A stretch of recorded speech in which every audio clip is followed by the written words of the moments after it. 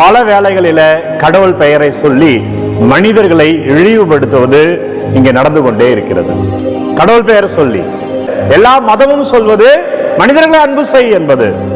ஆனால் பல வேளைகளில இந்த கடவுள் பெயரை சொல்லியே மனிதர்களை இழிவுபடுத்துவது, மனிதர்களை வேறுபடுத்தி காட்டுவது, மனிதர்களை அவமானப்படுத்துவது, மனிதர்களை ஓரங்கட்டுவது என்பது நம்முடைய சமூகத்தில் நடந்து கொண்டே இருக்கிறது. நம்மளுடைய நடைமுறை வாழ்க்கையில் நடந்து கொண்டே இருக்கிறது.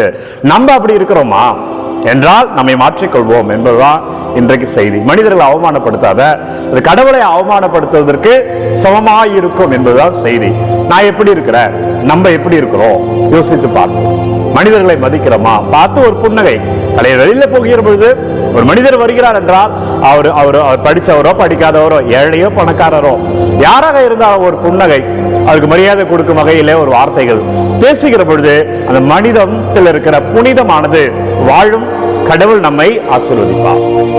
ஏன் அதை சொல்கிறேன் என்றால் இன்றைக்கு நற்செய்தியுமே அதுதான் சொல்லுகிறது. இன்றைக்கு நற்செய்தி மார்க் நற்செய்தி 2வது அதிகாரம் 23 to 28 வரை உள்ள இறை வார்த்தையில இயேசுவின் சீடர்கள் பசியா இருக்கிறார்கள், எனவே கதிர்களை கொய்து அவர்கள் தின்ன தொடங்குகிறார்கள்.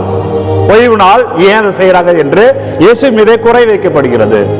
எனவே கடவுள் சொல்லுகிற செய்தி, கடவுள் பெயரிலே மனிதர்களை இழிவுபடுத்த வேண்டாம். அதிலும் குறிப்பாய் கிறிஸ்தவம் இயேசு கிறிஸ்து சொல்லுகிற செய்தி என்னவென்றால், நீ எப்பொழுதெல்லாம் மனிதருக்கு செய்கிறாயோ அப்போதான் நீ எனக்கு தான் செய்த. கடவுள் என்ற பெயரில மனிதர்களை இழிவுபடுத்துகிற வேலையில, கடவுள் என்ற பெயரில மனிதர்களை அசிங்கப்படுத்துகிற வேலையில இயேசு சொல்லுகிற செய்தி, நீ எப்பொழுதெல்லாம் ஏழைக்கு செய்கிறாயோ அப்பொழுதெல்லாம் எனக்கே செய்தாய். இப்ப நம்ம ஆண்டவருக்கு செய்யும் பொழுது ஆண்டவர் நமக்கு எவ்வளவு ஆசீர்வாதம் தருவார் யோசிச்சு பாருங்க.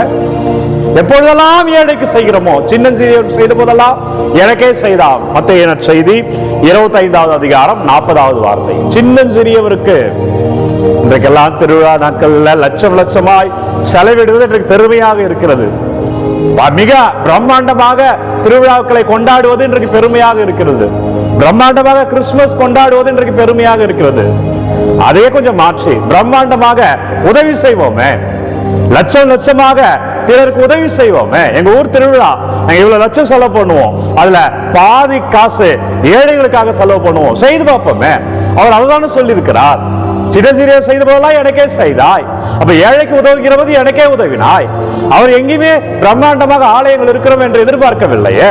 அவர் எங்கேயுமே லட்சம் லட்சமாக செலவு பண்ண வேண்டும், திருவிழாக்கு வைக்கணும், பட்டாசுக்கே இவ்வளவு செலவு பண்ணணும் அவர் சொல்லவே இல்லையே. எனவே பிரியமான உறவுகளை, பல வேளைகளில கடவுளை நாம் திரித்து பேசுகிறோம். சில வேளைகளில் கடவுள் எப்படி தெரியுமா நம்ம வாழ்க்கையில யூஸ் அண்ட் த்ரோ கிளாஸ் மாதிரி, தேவையில்லை என்றால் நமக்கு தேவையானது போல அதை மாற்றிக்கொள்வோம். ஒரு பொம்மை போல, களிமண் பொம்மை போல அதை மாற்றிக்கொள்வோம். கடவுள் அப்படி சொல்லவே இல்லை.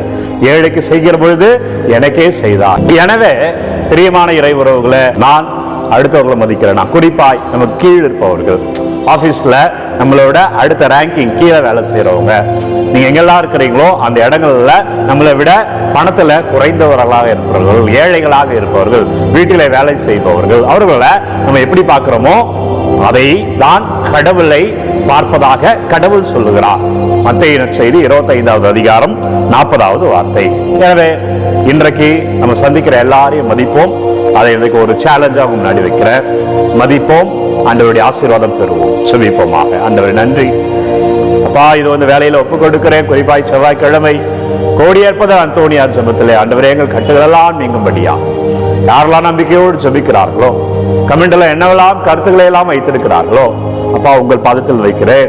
ஆண்டவரே நீங்க தொடுங்க, ஆண்டவரே நீங்க ஆசீர்வதிங்க.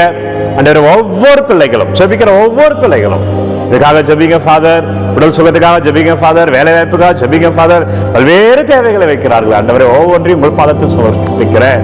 அப்பா நீங்க தொடுங்க ஆண்டவரே. மனிதர்களை மதி, அப்போது ஆசீர்வாதம் என்று சொன்னீர். அப்பா நாங்கள் பிறரை மதிக்கிற ஆசீர்வாதத்தை தாங்க. இதோ வேண்டுதல் கேட்ட ஒவ்வொரு பிள்ளைகளையும் நீங்க தொடுங்க அப்பா, நீங்க வழி நடத்துங்க. ஆண்டவர் இயேசு கிறிஸ்துவின் பெயரால் சொல்லுகிறேன், இன்றைக்கு நீங்க மகிழ்ச்சியாய் இருப்பீர்கள். இயேசு கிறிஸ்துவின் பெயரால் சொல்லுகிறேன், உங்கள் நோய்கள் எல்லாம் நீங்கி சந்தோஷமாக இருப்பீர்கள். நம்புகிற பிள்ளைகள் ஒவ்வொருவரையும் இயேசு கிறிஸ்துவின் பெயரால் சொல்லுகிறேன், இன்றைக்கு நீங்கள் ஆசீர்வாதமாய் வாழ்வீர்கள். மகிழ்ச்சியாய் இருங்கள், பிறரை மதிப்போம். ஆண்டவருடைய ஆசீர்வாதம் அதிலே அடங்கியிருக்கிறது. இந்த நாளும் இனிய நாளே. உங்களுடைய தேவைகள் எல்லாம் கமெண்ட்ல அனுப்புங்க. உங்களுக்காக நான் தொடர்ந்து ஜெபிக்கிறேன். God bless you. ஜெபிப்போமாக. இறைவா, இந்த வியப்புக்குரிய திருவருட் சாதனத்திலே உம்முடைய திருப்பாடும் நினைவை எங்களுக்கு விட்டு சென்று ஒரு திருவுடல் திரு ரத்தம் ஆகியவற்றை மறைவர்களை வணங்கும் நாங்கள் உம்முடைய மீட்பளிக்கும் பலனை இடைவிடாமல் அனுபவிக்க அருள் புரியும். என்றென்று வாழ்ந்து ஆட்சி செய்கின்ற உம்மை மன்றாடுகிறோம். ஆமேன். எல்லாம் வல்ல இறைவன் தந்தை, மகன், தூய ஆவியானவர் உங்களை நிறைவாக ஆசீர்வதிப்பாராக. இந்த காணொளி யாருக்கு தேவை என்று நினைக்கிறீர்களோ அவர்களோடு பகிர்ந்து கொள்ளுங்க. Take care.